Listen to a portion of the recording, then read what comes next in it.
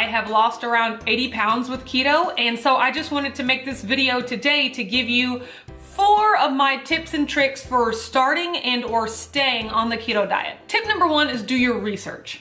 I feel like a lot of people just jump into the keto diet, and if you don't really take some time to look into it, you just think, oh, butter, bacon, eggs, boom, that's it. And you attempt to do that for a week, and it might even work, but then you start to feel burnt out and restricted, and then you're like, oh, the keto diet didn't work for me. And it's not that the keto diet didn't work for you, it's just that enough research wasn't done to understand how to make the diet sustainable for you. As a part of that, I would also say be prepared to know what you're going to eat every day for the first 2 to 4 weeks. Having a plan, especially when you're starting a new diet, it gives you something to be accountable to. If you're anything like me, whenever you're given the option or whenever you're given a food choice, you make the wrong choice.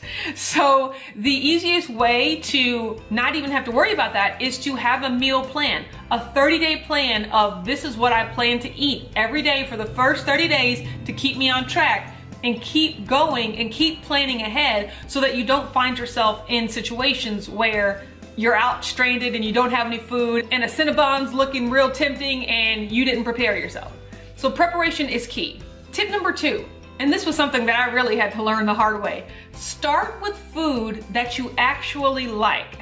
So when you look up ketogenic recipes, there's gonna be a bunch of stuff like MCT oil and psyllium husk and xanthan gum and just all these weird ingredients that you probably have never heard of, and that's okay because that stuff is totally optional. There are plenty of lists on the internet of foods that are acceptable on the keto diet. Get that list, circle the foods that you already like, and start with those. I can tell you from my own personal experience, the weekend before I decided to start the keto diet, I went to Sam's Club and I bought $400 worth of food that I had never even thought about eating in the years prior, just because I knew you could have it on the ketogenic diet. Secret keto confession, I don't really like avocados, and that's okay. But I knew that avocados were a staple of the diet, so here I go buying all these avocados, and guess what? They went bad. I bought a jug of MCT oil. For what? Guess what? It is literally still sitting in my pantry unopened a year and a half later. I bought chicken meatballs, just a bunch of things that didn't make sense for me to eat when I know for a fact that I already love butter, I already love eggs, I already love bacon, I already love broccoli and cauliflower and olive oil, and that's exactly what I ended up eating the first few weeks anyway. So all that stuff was just sitting in my pantry going bad because I went right out the gate trying something new. The ketogenic diet is gonna be new enough. You don't need to be introducing new foods while you're just trying to get acclimated to the diet. Tip number 3, no cheats for at least the first 90 days. One of the things that the keto diet has taught me was that there's just no way around it. To lose weight and to get healthier, you just have to consistently eat properly. That's it. In regular diet culture, we've gotten so used to, I can eat well during the week and then go on a 2-day binge on the weekend. And then Monday I start it all over again. And by Friday and Saturday or Saturday and Sunday, I'm going crazy. Like, there's no way around it. If you want to be successful, you've got to follow the plan for more than just a week. You're never gonna be successful if you don't have 2 key things: discipline, consistency. That's all it takes to be successful at anything. So when you're thinking about that in terms of your diet, be disciplined. Just eat the food that's part of your food plan consistently for at least 90 days. And my thought process is, if after 90 days you want a cheat meal or a cheat day or something, I'm personally okay with those. That is something that you're gonna have to reconcile when you do your research and figure out what kind of keto diet you wanna do. And if you can go longer than 90 days, if you can just go on the diet and not cheat ever, more power to you. That's even better. That is optimal, best case scenario. But if in order to make the diet sustainable, you do need a cheat meal or a cheat day, I am a huge proponent of those. I have participated in many a cheat day and I'm still successful on the diet because more times than not, I'm eating on plan. And so I know so many people that will start the diet and maybe the first week they lose 8 pounds and the next week they lose 6 pounds. And then the third week, maybe they lose 1 pound. And then the fourth week, maybe they don't lose any weight. And by the fourth week, it's like, oh no, the diet has stopped working for me. Let me quit.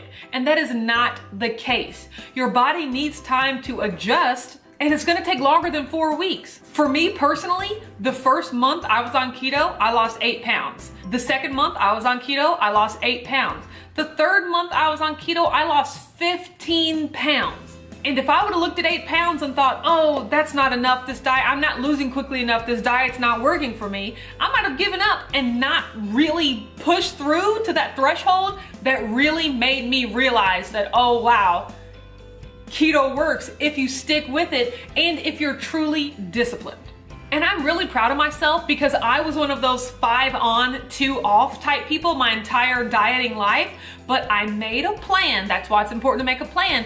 And I wrote down everything I was gonna eat and I prepared it so that when Saturday came, when the first Saturday of the ketogenic diet came, I had to actually mentally trick myself and pretend I was still at work, because that's how we gauge when it's time to eat.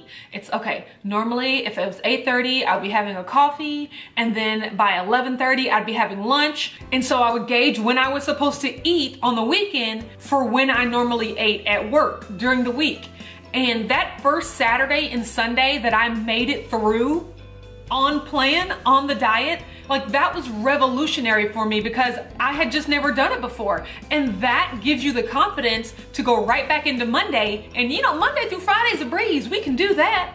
And then the next Saturday and Sunday, you already know that you've done it once before and you can do it again and you can keep doing it. And I did it for 90 days straight, and it shows you that you're not a slave to food. You're not a slave to your cravings. You can make a plan, you can stick to a plan, you can eat delicious food, and you cannot feel deprived. All right, and my last and final tip number 4, find a keto community. If that's on YouTube, on Instagram, on Facebook, with people you know in real life. That's one of the most surefire ways to remain accountable and really understand that you're not alone in your struggles. I'll tell you one thing you are alone in, making sure that you're doing the work. Thank you so much for watching this video. I hope that these tips helped you if you're just wanting to start the diet, or if maybe you've done the diet for a little bit and you've fallen off. Hopefully you can start to re-implement some of these tips that'll help you be successful this time around. Thank you so much for watching this video. If you like it, don't forget to give it a thumbs up and subscribe to my channel, Watch Autumn Keto. I make weekly meal preps, weekly what I eat Wednesdays, monthly weigh-in.